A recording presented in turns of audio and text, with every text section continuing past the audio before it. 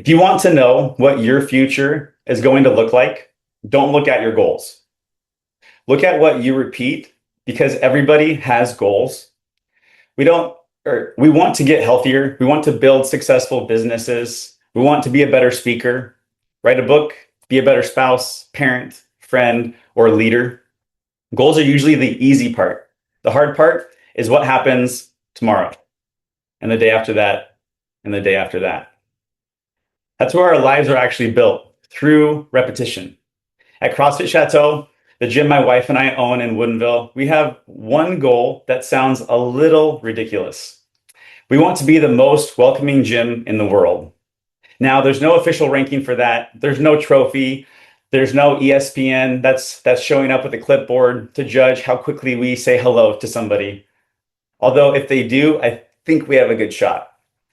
But that statement gives us something really important, a standard to live by. Because saying we're welcoming doesn't make us welcoming. Putting it on our website doesn't make us welcoming. We have to prove it repeatedly. And when I looked at the Toastmasters Successful Club series, I realized it comes down to three simple things that I encourage you to write down. Participate, interact, and maintain quality. The first one's participate. In Toastmasters, participation means showing up, preparing speeches, taking meeting roles, and actually doing the work. Because you cannot become a better speaker by simply joining Toastmasters. Trust me.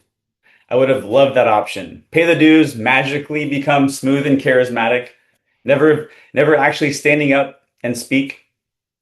If anybody finds that pathway though, please send it to me. Apparently, that's not how it works. You have to participate. The gym is actually the same.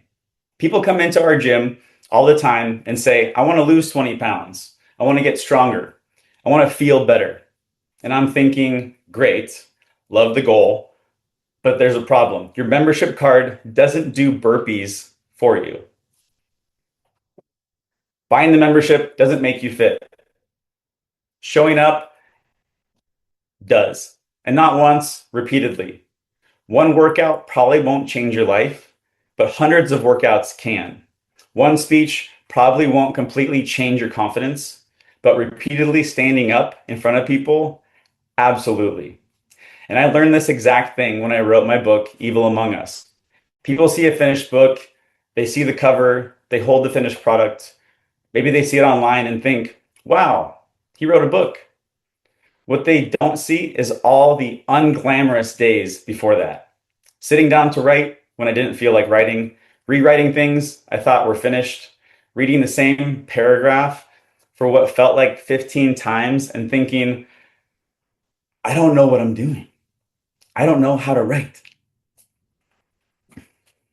Writing a book sounds impressive once the book exists. While you're doing it, it's just a lot of work. You show up, you do the work, then come back tomorrow and do it again. Quick show of hands, how many of you have ever started something that sounded really exciting and halfway through it just became work? Exactly. That's participation. Growth rarely comes from one heroic effort. It comes from doing the work again and again.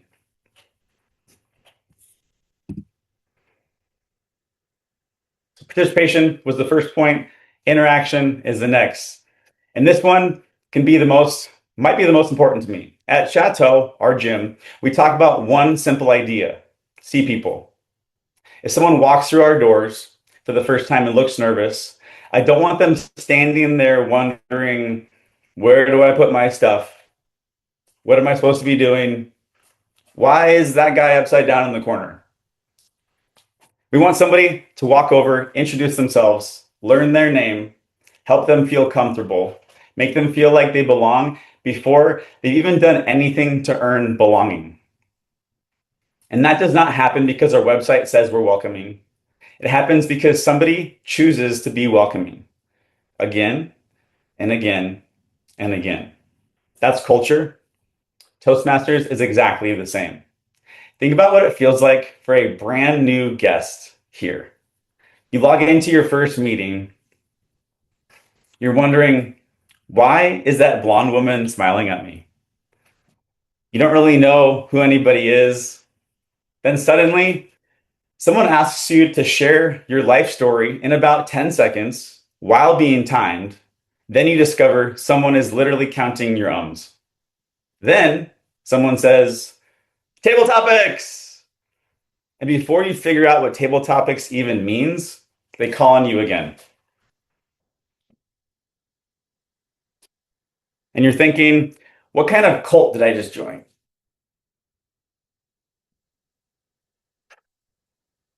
That's when people matter. Someone says hello, someone explains what's happening, someone encourages you, someone makes you feel like, okay, I could actually come back. That tiny interaction can make all the difference. And I think there's one area we could turn this up a notch: the follow up. We're usually pretty good when people are standing in front of us. But what happens when we haven't seen someone for 2 weeks, 2 months? What happens when a guest visits one time and then disappears? There's fortune in the follow up, in business, in friendships, in Toastmasters. But that's another speech. The important point today is this: being welcoming once is an action.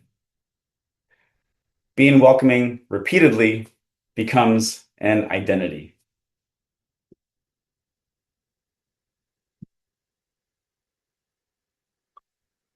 Quality.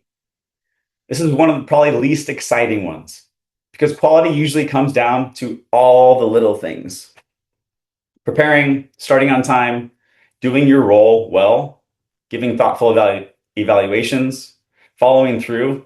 At the gym, it means coaches coming prepared, keeping the facilities clean, programming responsibly, following up with members, holding high standards, and occasionally reminding a grown adult that yes, dumbbells really do need to go back where you found them. Apparently, they don't just put themselves away. I checked that. Nobody applauds those little things. No one walks into the gym and says, wow, whoever refilled the toilet paper, incredible leadership. Nobody cares until those little things stop happening. That's the thing about quality. Most of the time, people don't notice it directly, they feel it. The same thing happened with my book. Finishing the first draft wasn't enough. If I wanted to put my name on something I was actually proud of, I needed editing. Then more editing, formatting, proofreading, feedback, and sometimes going back to something I desperately wanted to call finished. That is one of the harder parts of quality: being willing to do something one more time when you'd rather be done. Because what we tolerate repeatedly becomes our standard. And what we repeatedly and what we do repeatedly eventually becomes our culture. I'm going to say that again. What we do repeatedly eventually becomes our culture. Great organizations usually aren't great because of one spectacular thing. They do hundreds of small things well, over and over. Now, some of you may have noticed something on these slides. There's one phrase I intentionally repeated. What is it? If you caught it, you win. Be consistent. Participate and be consistent. Interact and be consistent. Maintain quality and be consistent. Because none of those things work once. One workout doesn't make you fit. One welcoming interaction doesn't make one welcoming interaction doesn't create a community. One well-run Toastmasters meeting doesn't create a great club. One day of writing doesn't create a book. Repetition does. At CrossFit Chateau, we say we want to be the most welcoming gym in the world, but saying it once means absolutely nothing. It only becomes real when we repeatedly live it. So maybe the same question applies here. What do we want people to feel when they enter this Toastmasters club? Do they feel welcomed? Do they feel challenged, encouraged? Do they feel like this is a place where they can grow? This will not be determined by one meeting. It'll be determined by what we do repeatedly. So my challenge is simple: participate, show up, interact, and see people. Maintain the standard, do the little things well, and above all, be consistent. Then tomorrow, do it again. And the next day, do it again. Because repetition becomes habit, habit becomes character, character becomes culture, and culture becomes who we are. The future is not being built by what you intend to do someday. It's being built by what you are willing to do again tomorrow. So choose carefully what you repeat. Thank you, Toastmaster.